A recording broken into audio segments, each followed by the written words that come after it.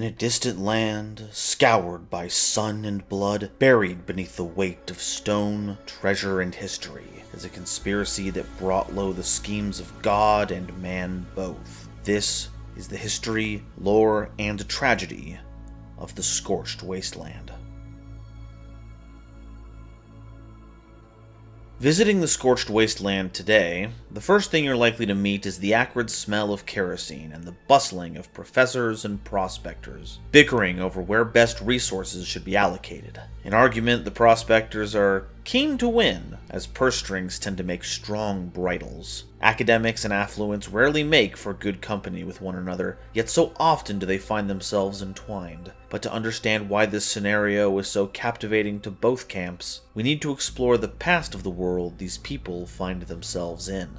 In ages lost, a civilization emerged among the desert sands. Before their arrival, lives flitted and sputtered about the merciless landscape like dying embers. But these fading flames eventually found a home together and grew to light a fire that would ignite a golden age. For years untold, this civilization tamed the land, brought water and life into a land of sand and death, bending the laws of nature with powerful magics. To accomplish these deeds, practitioners would take the energy and power of an object, be it stone, animal, or even human life, and store it within themselves. This power would either resonate with some inborn talent enhancing their capabilities, or was made fuel that, when burned, would ignite spells of unthinkable power. This technique that saw the wielder lock away the powers of the world within themselves became known as Entomb.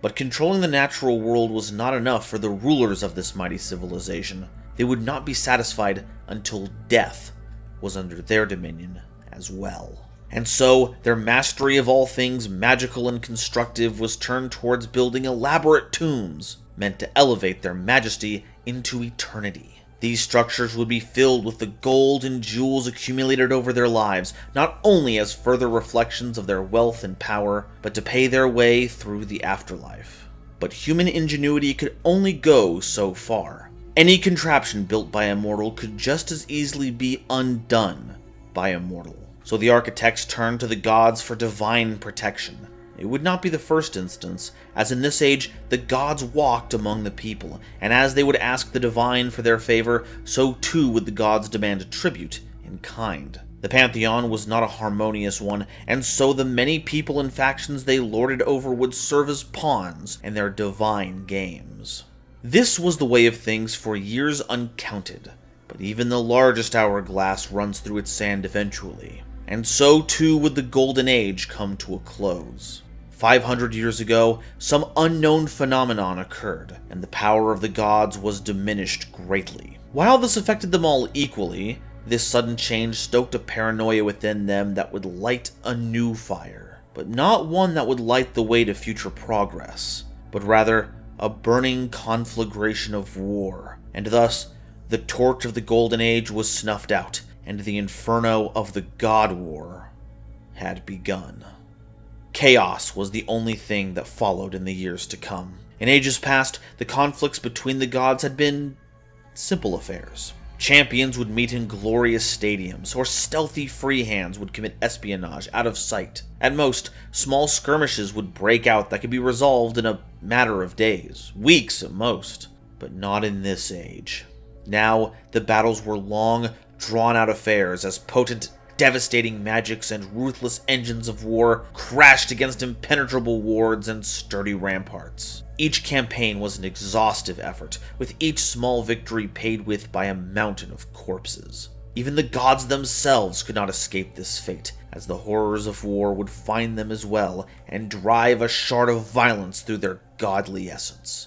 The devastation was so absolute, so complete, that the names of these gods, as well as the name of the land itself, was lost, consumed by flames and fear. The age of the God War would not last long, at least compared to the boundless age of prosperity that preceded it. But the torch had to be smothered in fountains of blood before it could be quenched. In a fit of providence, or irony depending on whom tells the tale, only one of the godly pantheon would survive, the god of death. And in a world where no divine force helped to spur life on, the pharaohs could not leverage the miraculous feats of old, and so the great civilizations that had been the cradle of a new world slowly began to wither away, leaving little but the monuments to their grandeur, now faded and obscured by the desert sands. But the tales of this land are not yet finished. Roughly 20 years ago, a group known as the Adventurers Guild arrived from another land, seeking to plunder the ruins of their treasures. So driven are they in their pursuit, they are willing to hire any wanderers that have a taste for danger that can help procure the ancient relics held deep within the grip of the majestic tombs of the Scorched Wasteland. This is the world that the player finds themselves in when they first arrive at this zone. Reginald, an executive member of the Adventurers Guild, is eager to conscript you into his latest expedition to a newly discovered tomb. He expects there to be a deep reserve of hidden treasure, and he expects you to claim it by any means necessary. Given his way, Reginald would be elated to take heavy-duty mining equipment and strip the stone from the very structure itself, if it meant ensuring that every last morsel of gold was extracted from the tombs. A sentiment that is not shared by every member of the guild, or at least by the researchers that have tagged along to learn the secrets of the Scorched Wasteland. One such researcher is Milo, a companion character that will ask to accompany you during your dungeon delves, hoping to make as many discoveries as possible before more unsavory elements make their mark on the tomb. But despite his objections to the desecration of the tombs, he doesn't have the power nor the dedication to put a stop to the Adventurer Guild's plans. A trait that is not shared by the other faction that populates the Scorched Wasteland.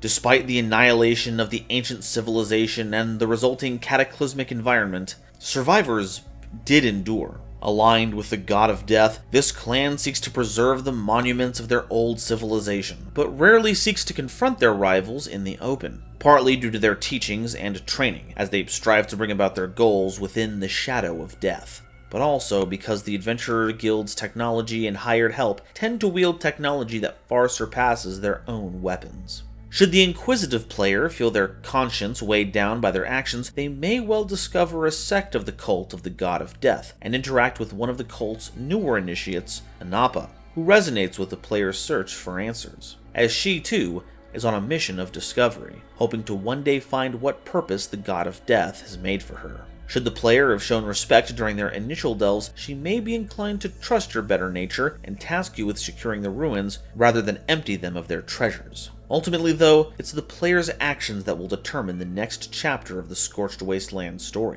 Whether they value the riches that come with exploration or the preservation of a ruined culture, numerous adventures await.